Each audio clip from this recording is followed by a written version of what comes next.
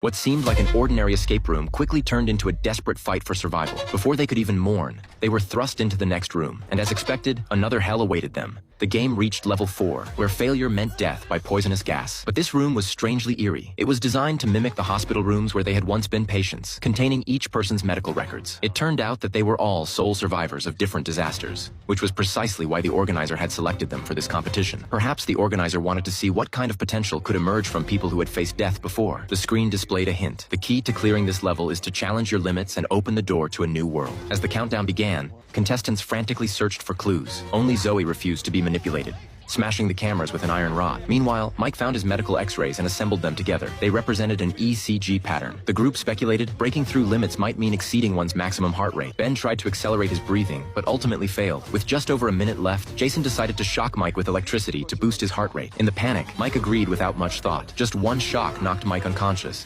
his heart rate surging past 200, but still nothing happened. Ignoring Mike's safety, Jason shocked him again, sending him into cardiac arrest. Jason suddenly realized that perhaps the breakthrough wasn't about reaching the highest heart rate, but the lowest. Just then, time ran out and poison gas began to fill the room. Jason struggled to stay calm, his heart rate rapidly declining. Finally, as his heart rate dropped below 50, a system announcement declared, "Congratulations on passing the level," and an escape passage opened. Jason quickly crawled through. Ben called for Zoe to hurry, but she was determined to stay behind, forcing Ben to leave alone. Zoe smashed the last camera before collapsing in the poisonous gas. Jason and Ben arrived at the next level, a room filled with black and white stripes. Together, they twisted open a valve, only to discover it was a trap, coating their hands with an unknown liquid. Soon, both began to feel dizzy. Ben accidentally found a syringe with an antidote, but there was only enough for one person. Only one could survive. They immediately began fighting over it. During the struggle, Jason fatally hit his head against a corner. Ben quickly injected himself with the medicine and rushed to the next level, only to find the room was gradually compressing. Thinking quickly under pressure, Ben finally found the password. In the critical moment,